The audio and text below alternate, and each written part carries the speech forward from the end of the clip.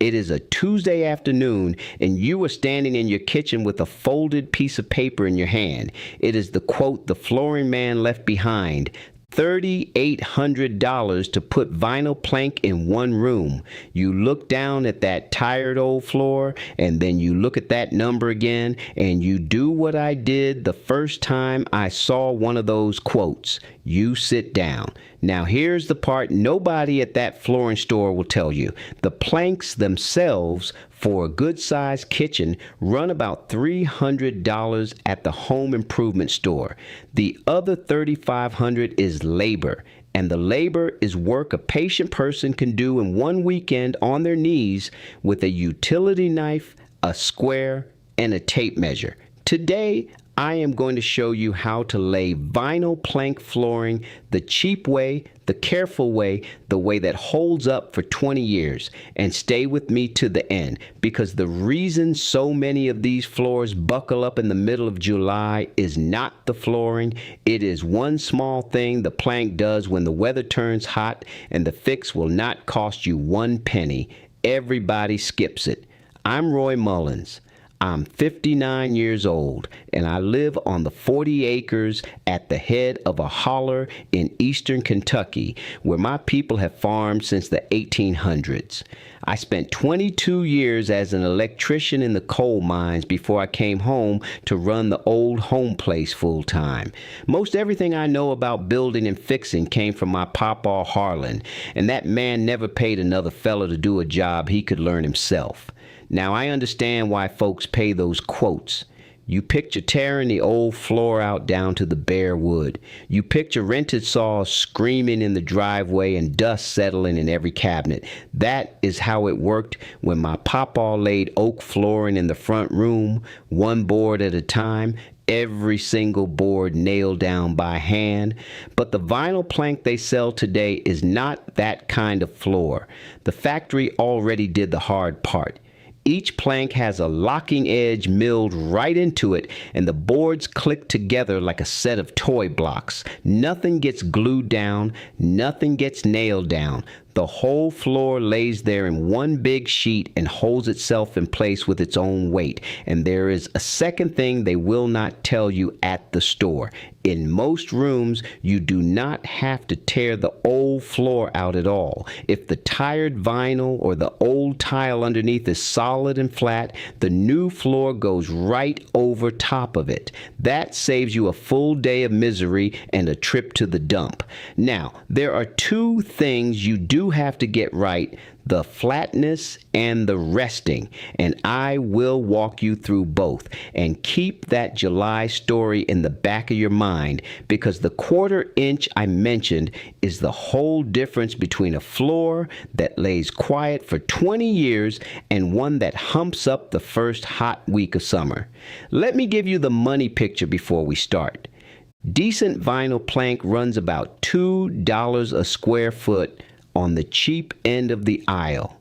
A 12-foot by 12-foot kitchen is 144 square feet. That is right around $300 in planks, plus maybe $40 in tools you will keep the rest of your life. Set that against a $3,800 quote, and I reckon a weekend on your knees starts looking pretty good. Now, everything I teach on this channel, doing for yourself instead of paying somebody else, comes out of the book me and Brenda put together. It is called Save $9,000 a Year, the Appalachian Homestead Manual. It is our collected old mountain systems, the methods my family has used for 3 generations to feed a household and run a home on almost nothing. Written out plain, step by step.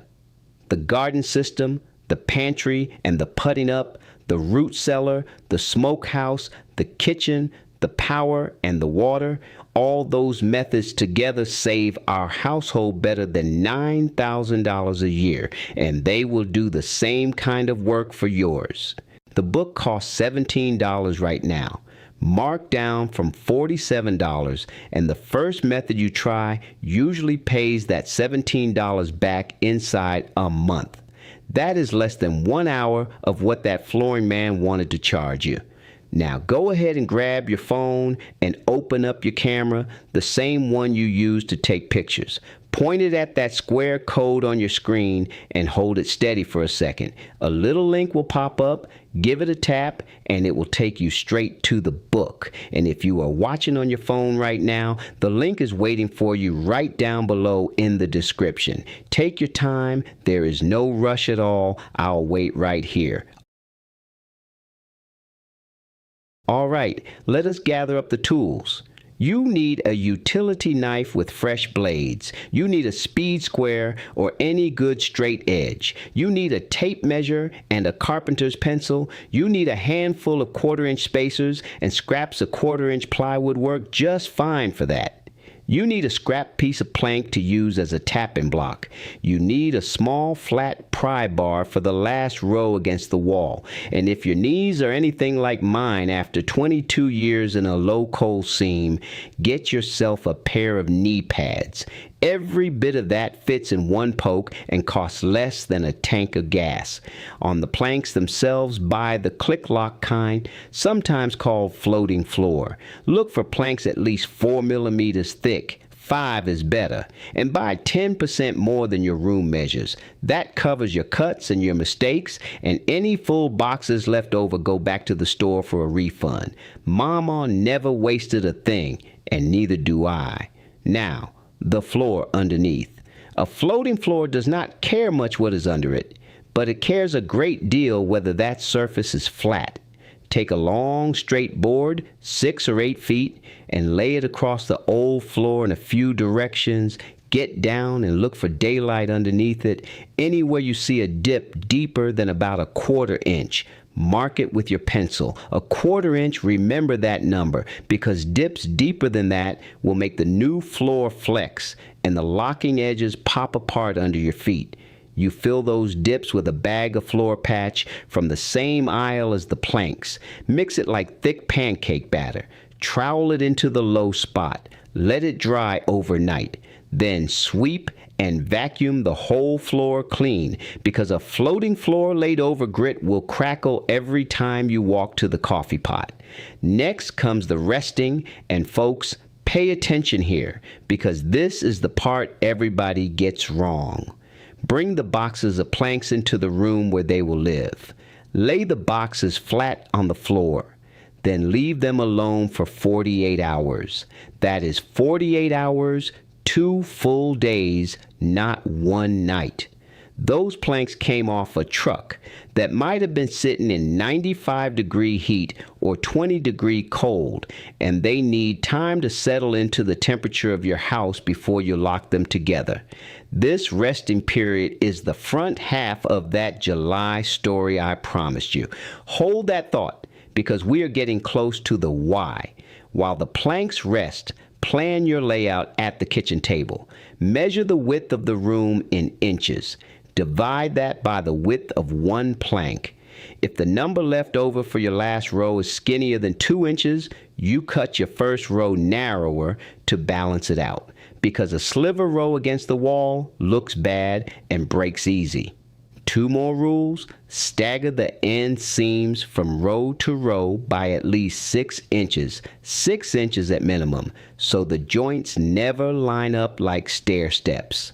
And pull planks from 3 or 4 boxes at a time as you work, so the little color differences get scattered across the whole floor instead of bunched in one patch. Now we lay floor. Start along the longest, straightest wall in the room. Set your 1/4 inch spacers between the first row and the wall. Lay the first plank in the corner, click the next plank into its end, and work down the wall. When you reach the far end, measure the gap and mark your last plank to fit. Here is where the utility knife earns its keep, because you do not need a saw for this floor.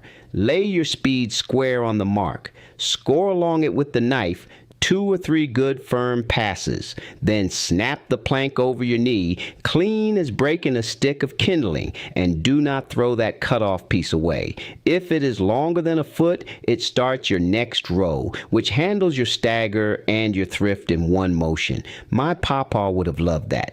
The second row and every row after work the same way. Tip the long edge of the new plank into the row before it at an angle. Lower it flat and you will feel it lock. Then set your scrap tapping block against the edge and give it a few gentle taps with a hammer to snug the seam tight. Gentle taps now. You are seating a joint, not driving a fence post. Work your way across the room row by row, checking every few rows that your seams stay staggered and your spacers stay against the walls. Where the floor meets a doorway, lay a scrap plank flat on the floor against the door casing. Rest a handsaw on top of it and cut the bottom of the casing so the plank slides underneath. That little trick makes a $50 job look like a $1,000 job. The last row against the far wall almost always needs cutting the long way. Measure the gap at both ends because walls are never as straight as they look. Mark the plank, score down its length against your straight edge, and snap it just like before. That skinny row is too close to the wall to tap with a block, so hook your flat pry bar over the edge and lever it snug. Brenda held the plank steady for me when we did the back room off our kitchen, and I will tell you, the second pair of hands on that last row is worth more than any tool in the bucket. And now, the part I promised you at the start.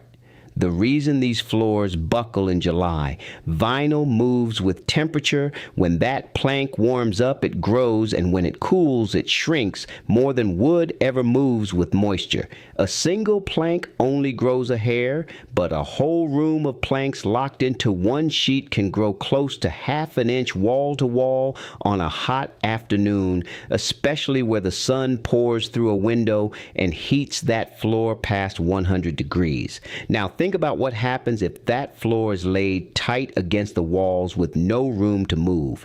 It grows, it pushes, the walls do not give, so the floor goes the only direction left, up. That is the hump in the middle of the kitchen, and no repairman can press it back down. The fix is those 1/4 inch spacers you have been using all along. A 1/4 inch of open gap at every wall, every cabinet, every pipe, all the way around. The floor swells into that gap in summer and draws back in winter, and nobody ever sees it happen because your baseboard or a strip of 1/4 round trim covers the gap. Just remember the one rule that goes with it. Nail that trim to the wall, never down through the floor. The floor has to stay free to breathe. That is the whole secret, and it is free. And that little piece of know-how right there is exactly the kind of thing that fills the book me and Brenda put together. Save $9,000 a year. The Appalachian Homestead Manual. The plain reasons behind the old ways, written out step by step for the garden, the pantry, the root cellar, the smokehouse, the kitchen, the power, and the water. $17 down from $47, and every week you use it, it keeps a little more of your money at home where it belongs. Now go ahead and grab your phone and open up your camera, the same one you use to take pictures. Point it at that square code on your screen and hold it steady for a second. A little link will pop up, give it a tap, and it will take you straight to the book. And if you are watching on your phone right now, the link is waiting for you right down below in the description. Take your time. There is no rush at all. I'll wait right here. So remember it plain, flat floor, 48 hours of rest, seams staggered 6 inches, and a 1/4 inch of breathing room at every wall. If you put this floor down over the weekend, come back and tell me how it turned out. I read every single one, and next time I am going to show you the old smokehouse trick my Papa Harlan used to keep cured bacon sweet all summer long without ever owning a freezer. Y'all take care now, and God bless.